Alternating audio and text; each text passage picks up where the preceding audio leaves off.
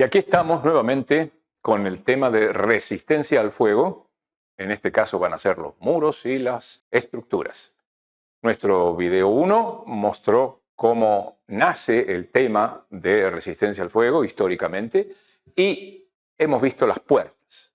Ahora nos vamos a ir a las estructuras, columnas, vigas, losas y a los muros.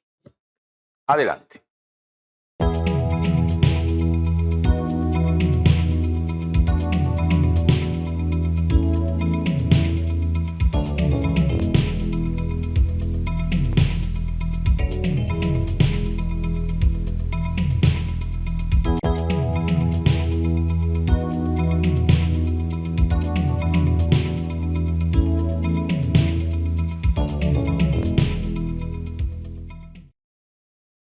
Y aquí estamos entonces con el conjunto de los dos videos, puerta, estructura y muros resistentes al fuego, y tratando de responder dónde debemos colocarlo, en este caso los muros, y cuál es la resistencia al fuego que deben tener esos muros y estas estructuras.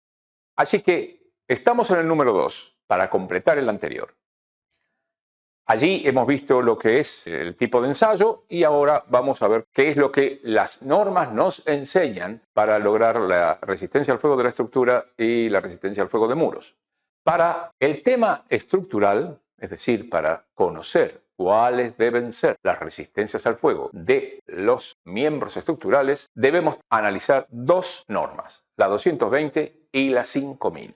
La NFPA 101 nos va a mostrar la de los muros. Aparece la palabra puertas un poco más grisada porque ya la vi. Así que empecemos con lo primero. En la NFPA 220 vamos a observar los tipos de construcción. Si no sabemos los tipos de construcción, no podemos entrar en las tablas de la NFPA 5000 para saber cuál es la resistencia al fuego de cada uno de los elementos. Así que tenemos que analizar qué son los tipos de construcción. Y los tipos de construcción son el 1, el 2, el 3, el 4 y el 5. El 1 y el 2 son edificios construidos, construcciones, no importa que no sea lo que llamamos edificio. Recordemos, edificio es la traducción de building y build es construir. Así que no piensen solamente que un edificio es algo elevado y más bien esbelto. No, no, no. Puede ser el lugar donde guardamos el tractor en el campo. Ese lugar, esa protección es un edificio, es un building también. Por supuesto, no va a ser un building tipo 1 o tipo 2. Allí se usan materiales no combustibles o de combustión limitada. Si gustan ver qué es combustión limitada en la definición, van a ver que es de propagación limitada. El 3 está con material no combustible y parcialmente con material de madera. El tipo 4 es la estructura de madera sólida o laminada. Y por último, el tipo 5 es total o parcialmente de madera. Ahí tenemos todos los tipos. Pero a su vez hay subtipos y cada subtipo tiene 3 números, 3 cifras. El tipo 1 tiene 442 y 332. ¿Qué significan estas cifras? La última de ellas es la resistencia al fuego en horas de los pisos. La del medio es la resistencia al fuego en horas de columnas y vigas. Y la primera es la resistencia al fuego en horas de paredes portantes exteriores. Los tipos de construcción modernos no usan paredes portantes exteriores, pero en algunos casos sí. Así que el tipo 1 puede ser 442 o 332. El tipo 2 puede ser 222, 111, 000 y así sucesivamente va descendiendo la resistencia al fuego que se le está pidiendo. Observen este valor, 000. Miren que está en el tipo 2 que yo dije que eran los edificios modernos. En efecto, el 000 es un edificio moderno de estructura metálica sin proteger, porque el metal no es combustible, pero no es resistente al fuego. Por lo tanto, va a ser 000. Hasta aquí uno dice, bueno, pero entonces, como constructor, yo elijo el tipo 2000 y seguramente va a ser más fácil, más económico, más sencillo el tema de los elementos portantes, los elementos de la construcción. No tan así, porque hay límites para la construcción que los da la NFPA 5000. Eso está en la tabla 741. Y luego que uno eligió con esos límites el tipo de construcción que va a usar, Ahí entonces aparece la tabla 721, que son las resistencias al fuego. Aquí tenemos la tabla 741. Aquí lo hemos reducido a solamente el tipo 1 y el tipo 2, porque son los más frecuentes a los que se le pide resistencia al fuego, pero todos los otros son válidos. Y observen las primeras dos filas. Está mostrando los tipos y subtipos que hemos visto al principio, los 5 primeros. La siguiente fila nos preguntan si en su proyecto va a haber rociadores automáticos o no. Esto no suele ser una decisión del constructor. Hay requisitos de la NFPA 101 donde se piden los rociadores y por lo tanto uno va a las 5000 ya con la respuesta. No es por una decisión. Todo edificio de gran altura requiere rociadores, por lo tanto va a ser respuesta sí. Entonces, cuando tenemos esos datos, sabemos el tipo de construcción y sabemos si tiene rociadores o no, nos indica en la fila verde la altura máxima que puede tener el edificio. Ajá. O sea que usted que quería usar la 000, mire, si tiene rociadores solamente puede construir un edificio de 23 metros de altura. En realidad solemos entrar al revés a esta tabla. Sabemos lo que vamos a construir y verificamos cuáles son los tipos de construcción que nos permiten. Pero bueno, lo hemos hecho del lado ordenado, por así decir. Una vez que llegamos a esta fila, tenemos que ver cuál es nuestra ocupación, el uso que se va a dar. Hay muchos usos. Acá he puesto dos solamente. El de negocios, o sea, oficinas, y el residencial, viviendas, hoteles. Allí nos va a decir en la primera fila la cantidad de pisos que se permiten. SL significa sin límite, es decir, que cuando tenemos mucha resistencia y encima tenemos rociadores automáticos, ponga usted el edificio tan alto como más le guste, con la cantidad de pisos que quiera. En cambio, cuando vamos bajando la protección, también va bajando la cantidad de pisos, además de la altura. El otro valor que nos marca es el área de pisos. Y nos dice que están sin límite hasta cierto valor, pero después empiezan a achicar el área de cada piso permitida. Y también, según sea de negocios o sea residencial, como en residencial la gente está durmiendo, tiene que estar mejor protegida. Y véanlo, cómo las exigencias son mayores. Esta tabla nos permitió definir cuál es el tipo de construcción que tengo que hacer. Y voy entonces a la tabla 7211, que tampoco está completa aquí. Primero está solamente el tipo 1 y tipo 2 y además no están todos los elementos de construcción, pero puse los más frecuentes. Las columnas, las vigas, los pisos y los techos. Y allí nos está diciendo esta tabla, en horas, cuál debe ser la resistencia al fuego de, por ejemplo, primera fila, columnas soportando más de un piso o soportando columnas o soportando paredes portantes. Si su tipo de construcción fue, por ejemplo, esta, la 222, esa columna tiene que tener 2 horas de resistencia al fuego. Y si soporta un único piso, 2 horas también. Pero si soporta solamente techos, 1 hora. Simple y sencillo. Hemos elegido la construcción, o sea, el tipo y el subtipo, porque necesitábamos un edificio de esa forma, y luego nos dice cuál debe ser la resistencia al fuego de cada uno de los elementos de construcción. ¿Y cómo se calcula esto? O mejor dicho, ¿cómo se obtiene? Una de las formas es el ensayo. En el video 1 hemos visto una foto de una columna dentro de un horno con prensa hidráulica para cargarla. Esa es una manera, pero es una manera cara y compleja. Entonces, para los elementos estructurales se permite un cálculo teórico. Y el cálculo se hace con métodos aceptados por la autoridad. ¿Cuáles son esos métodos? Esos métodos teóricos están en los handbooks de la Society of Fire Protection Engineers, están en algunas organizaciones, Asociación Nacional del Cemento Portland, por ejemplo. A veces esas organizaciones tienen su método aceptado de cálculo de qué tanta cobertura debo darle al acero de la columna, si es de hormigón armado, o sea, de concreto, para que sea resistente al fuego 2 horas. O bien, si estamos hablando de muros, que todavía no hemos empezado, los proveedores de algunos productos que recubren la columna también nos dicen tanto espesor, tal resistencia al fuego para su viga, su columna o su losa. Con esto ya sabemos lo de las estructuras. Ahora tenemos que ir a los muros. Los muros están en la NFPA 101. Veamos, ¿qué requisitos hay para muros? Para empezar, sepamos que los muros están en cerramientos. Así es el término que se utiliza. Entonces uno no pide el muro de la escalera, sino el cerramiento de la escalera, porque está encerrada para que el fuego del edificio no entre a la escalera.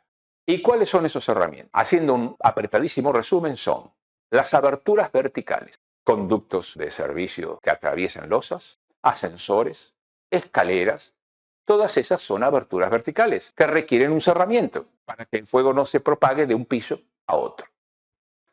Riesgos especiales. Riesgos especiales significa ese lugar que tiene condiciones más riesgosas que el resto del edificio, no porque hicieron un depósito o un almacén de líquidos inflamables en el medio de un hotel, no, pero en algún lado guardan la cera que es inflamable, la pintura, el pegamento de las alfombras, el tóner de las fotocopias en una oficina, lo que ustedes vean. Incluso que pusieron un grupo electrógeno nuevo en el subsuelo de ese hotel y por lo tanto es un lugar riesgoso. Eso es riesgo especial. Y luego, fundamentalmente, en los medios de egreso. Los medios de egreso es el acceso a la salida, la escalera misma o la salida y la descarga de esa escalera hasta el exterior. Vamos a ver cada uno de estos y cómo se calcula el requisito de resistencia al fuego. Acá tenemos dos aberturas verticales, pero vamos a poner que son escaleras. Y vemos que hay una que vincula 4 pisos y otra que vincula 3 pisos. En efecto, la verde está uniendo la planta baja, el 1 y el 2, el 3, y la anaranjada, la planta baja, el primer subsuelo y el segundo subsuelo. ¿Y qué dice la norma? Si son los pisos vinculados 3 o menos, la resistencia al fuego del cerramiento debe ser de 1 hora. Para toda abertura vertical, escalera, ascensor, conducto de servicios. Pero si es 4 o más pisos, son 2 horas. Y ahora ya entendemos por qué antes vimos una tabla donde decía que las escaleras podían tener 1 hora o 2 horas. Ahí está la razón. Y entiéndase que no es la altura del edificio. Aquí hemos empujado el edificio, ahora tiene 3 subsuelos y 3 pisos, y se han colocado en forma inversa el cerramiento, las escaleras que necesitan 1 hora y la que necesita 2, porque ahora la verde está hacia los subsuelos y la anaranjada hacia los pisos superiores. Este es uno de los herramientas importantes que permiten definir cuál es la resistencia al fuego del muro. Y por lo tanto, de acuerdo con lo que vimos en el video 1, ahí ya sabemos cuál debe ser la resistencia al fuego de la puerta. Cerramientos en riesgos especiales. Ahí tenemos esa salita relativamente pequeña que tiene mayor riesgo. Para cada ocupación, la NFPA 101 le va a decir, si requiere un cerramiento de 1 hora, ahí dice barrera cortafuego 1 hora, con una puerta de 45 minutos, que aquí lo repite, pero está en la tabla que hemos visto, o bien simplemente un sistema de extinción con barreras cortahumo, o ambas cosas simultáneamente. Es la NFPA 101 la que le dice, elija alguno de los dos o ponga los dos simultáneamente. O sea, el sistema de extinción y una barrera cortafuego de 1 hora. Estos son los cerramientos en riesgos especiales. Y ahora vamos al último. Son los cerramientos en medios de egreso. Y este es uno de ellos. La planta del edificio es todo lo azul, que es una planta abierta, pero seguramente se va a subdividir en distintas oficinas y hay un corredor que las une. Cuando ese corredor de acceso a salida tenga una carga de ocupantes mayor a 30, o sea que van a usarlo más de 30 personas, debe tener una resistencia al fuego de 1 hora. Les digo que en la gran mayoría de las ocupaciones, este aspecto, este requisito, se dice claramente que no se aplica en este tipo de ocupación. Pero en algunas sí, así que ahí está. ¿Qué otro cerramiento de medio de egreso tenemos? El más famoso. Acá tenemos la planta baja de un edificio, es decir, la planta donde está la salida al exterior. Y como el núcleo de comunicación vertical de un edificio suele estar en el centro del edificio, las escaleras tienden a descargar al interior de ese piso, la planta baja. Pero eso no está permitido. solamente el 50% de la cantidad de escaleras y el 50% de la capacidad de egreso puede descargar en el piso de descarga, o sea, en el piso de la planta baja. El resto debe dar directamente al exterior. Entonces tenemos que traer la escalera hacia el exterior. Eso se hace con lo que se llama pasadizo de salida, que es una escalera sin escalones. Es decir, es un pasillo protegido con muros resistentes al fuego, igual que la escalera, pero que no tiene escalones, porque es para sacar a la gente sin que tenga que ingresar nuevamente al edificio en la planta baja. Este es el uso más frecuente de los pasadizos de salida, pero hay otros. Por ejemplo, aquí tenemos un shopping mall. Mall significa pasillo, es este pasillo, el pasillo donde va uno a comprar y mira, y acá están las vitrinas, las ventanas donde vemos las cosas que queremos comprar. Y por lo tanto, esta zona es la más cara en cuanto al metro cuadrado. Así que las escaleras están más sobre el perímetro del edificio, la parte menos cara. Y para traer la escalera a el pasillo donde está el público, usamos un pasadizo de salida, que es el verde que observamos ahí. Y en todos los casos, los pasadizos de salida deben tener la resistencia al fuego requerida por la escalera. Así que, ¿qué hemos visto? En el anterior video hemos visto dónde deben ir las puertas y cuáles deben ser las resistencias al fuego. Y en este hemos visto cómo son los componentes estructurales, cómo encontrar el tipo de construcción y cuál debe ser la resistencia al fuego de cada columna, viga, piso, etc. Y por último, acabamos de ver cuál es la resistencia al fuego de los muros y dónde se están exigiendo estos muros. Les agradezco que hayan estado allí, espero que esto les sirva, que haya por lo menos aclarado los conceptos fundamentales de la resistencia al fuego y nos vemos en el próximo video.